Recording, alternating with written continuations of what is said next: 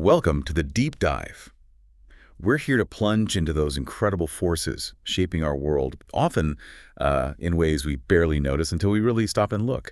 Today we're taking a fascinating journey, tracing the invisible threads that weave through daily Indian life. Yeah. We're going to uncover the powerful processes of social change that have profoundly influenced and continue to transform Indian society. And what's really remarkable, I think, is how these processes aren't separate things. They're deeply interconnected. Right. Each one sort of builds on the last, creating this complex, always evolving picture of modern India. Exactly. Our mission here really is to pull out the most vital bits from the material you've given us, give you a kind of fast track to grasping these huge shifts. Precisely. We're focusing on 5 big ones: industrialization, urbanization, modernization, globalization, and digitalization. Each one fundamentally reshapes how we live day to day, how we work, where we live, even how we think. So ready to unpack this? Absolutely. Let's dive in. Okay, let's jump straight into industrialization. Our sources trace it back, way back, to the 17th, 18th century Industrial Revolution in Europe. The classic starting point. And how that influence then spread out across the globe.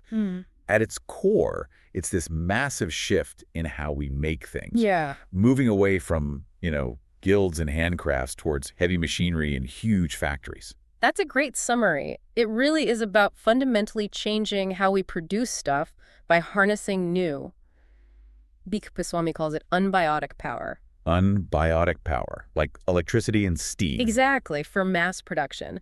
And Fairchild also emphasizes the role of applied science using technology to make goods for a really wide market. Okay, so let's look at the characteristics. The most obvious one is just the sheer growth of industries, right? Real factories popping up. You literally see this boom, this visible shift from things made at home or in small shops to machine-made goods pouring out of factories. And that connects to mechanization, using precision techniques for mass production. Which meant cheaper goods, which sounds great. On the surface, yeah. But the surprising thing our sources highlight is the human cost, worker alienation. That's a huge point. Imagine going from crafting something whole to just doing one tiny repetitive task on a line.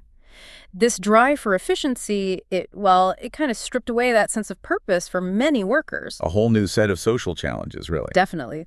And this new way of working quickly became incredibly capital intensive. Meaning lots of money needed. Yeah.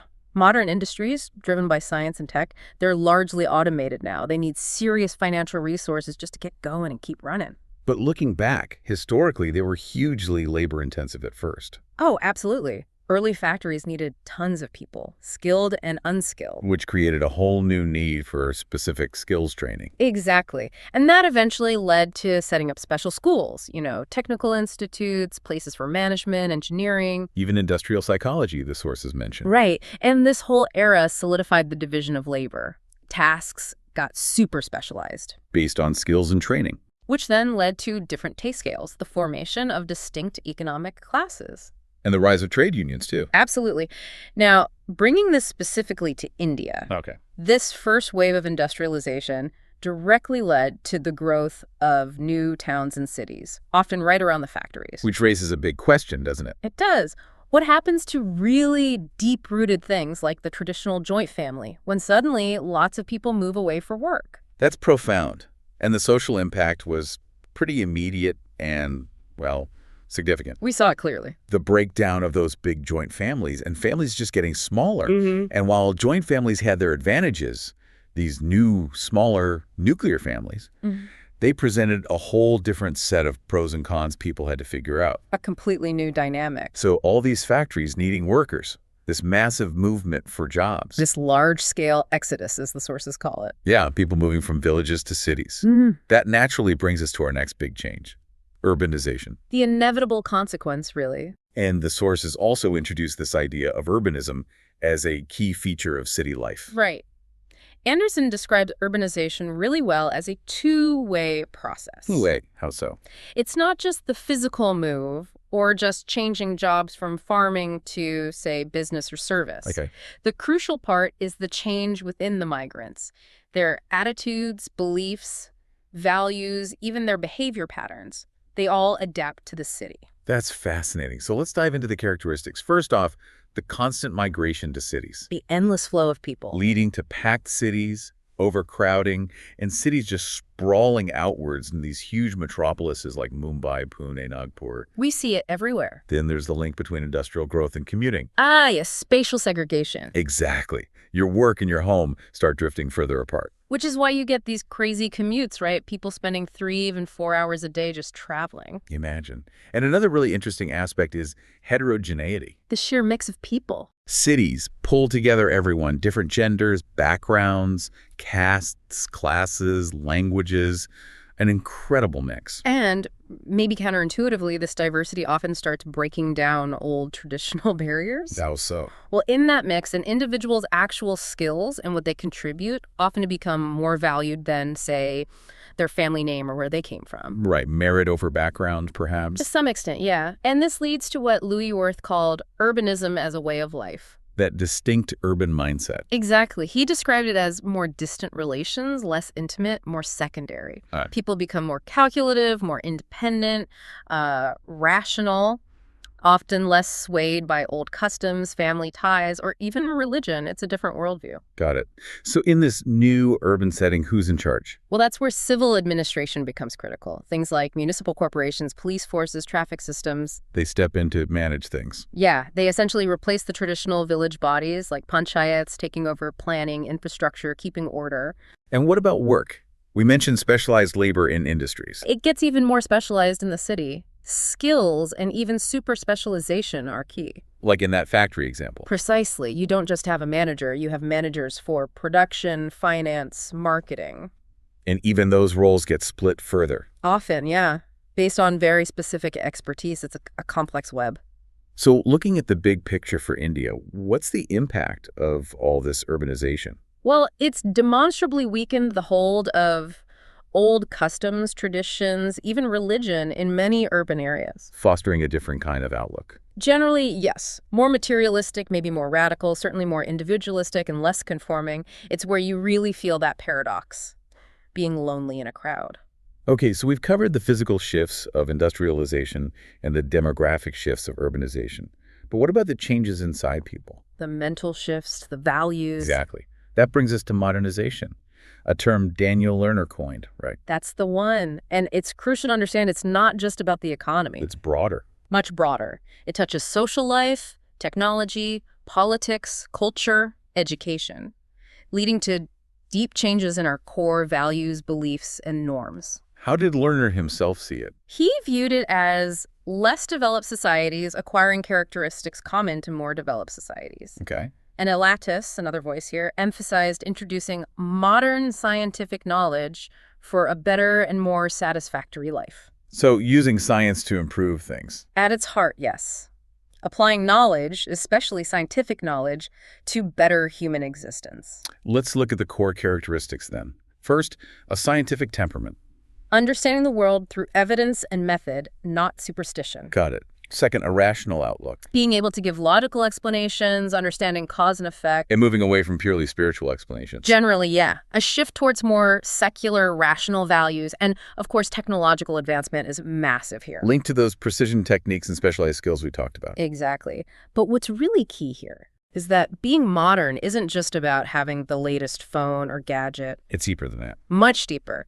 It's fundamentally about openness to new ideas. Okay. A real willingness to look at alternatives, find new ways of doing things, solve problems creatively. And it's tied to critical thinking. Meaning? Evaluating things, daily events, culture, beliefs, being able to see both the good and bad aspects, even being able to critique yourself honestly. That sounds challenging. It raises a big question, doesn't it? It really does. How does a society chase progress while still respecting or maybe reinterpreting its own foundational beliefs and traditions? That's a constant balancing act, especially in India. We've definitely seen education play a huge role. For sure. Helping to question old notions, fostering that scientific mindset. But that whole debate, tradition versus modernity, it's still very much alive and kicking in India today. It absolutely is. Okay, moving forward then, let's talk about globalization. This got a massive push in India around 1991, didn't it? Mm-hmm. The new economic policy, famously called the LPG policy. LPG, liberalisation, privatization, globalization. Spearheaded by Dr. Manmohan Singh. That's right. It basically opened up the skies for the Indian economy. Allowing much freer trade. capital flow. Exactly. A huge opening up.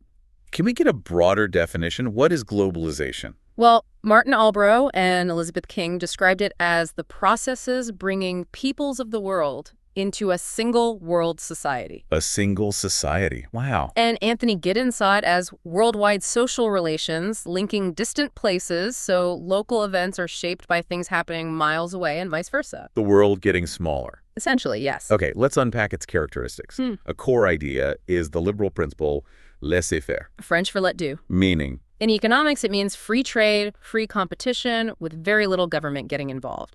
That opening up is liberalisation. Got it. And linked to that is privatization. Right. Private enterprise taking over services once run by the government. Think healthcare, insurance, education. Opening them to private companies. Yes. And a key driver for that, the sources point out, is the profit motive. Which can be good and bad. Well, it definitely spurs competition and creates opportunities, but there are also concerns about profiteering. Like private schools acting like businesses. That's an example sometimes cited, yes. Oh. This also fuels marketization, more production, tons more product variety, and definitely more consumerism and materialism. Right.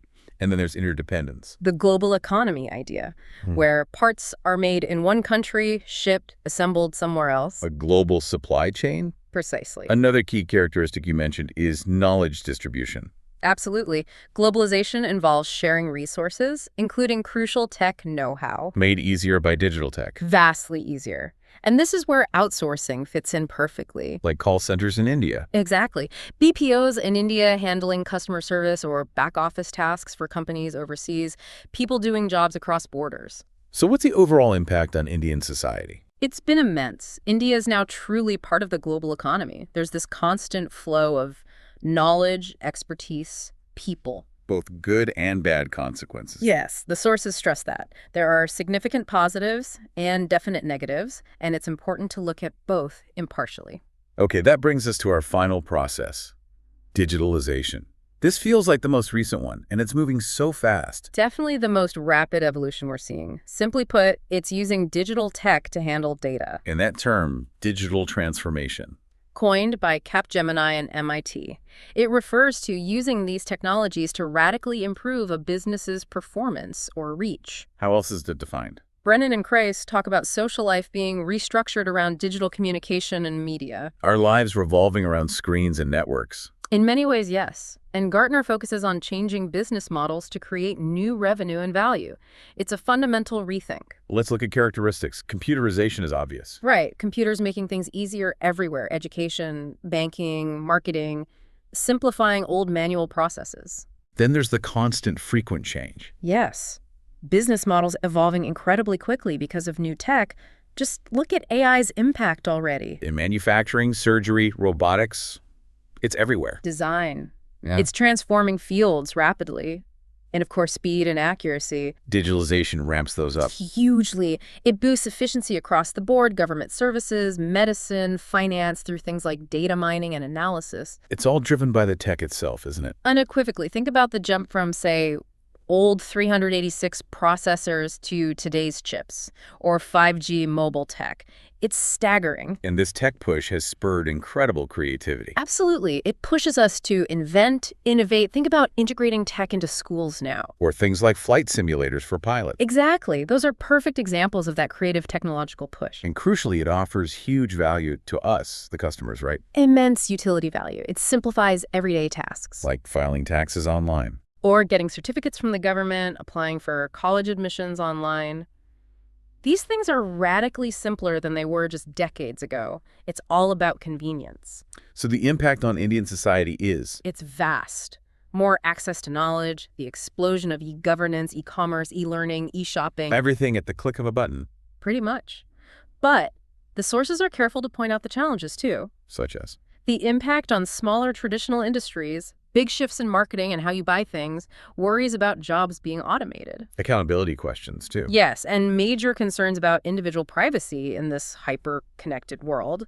And one very obvious result we all see is the massive increase in social networking. Right. So as we wrap up this deep dive, it's just so clear how industrialization, urbanization, modernization, globalization, and digitalization, They aren't separate boxes. Not at all. They're tangled together, interwoven processes. Each one profoundly shaping the fabric of Indian society, changing everything from families to the economy to how we connect. And understanding these big forces, it really helps make sense of the world right around us. Yeah. From our daily commute, the news we read, to how we work and interact, these are the engines driving change. So thinking about all this, Yeah.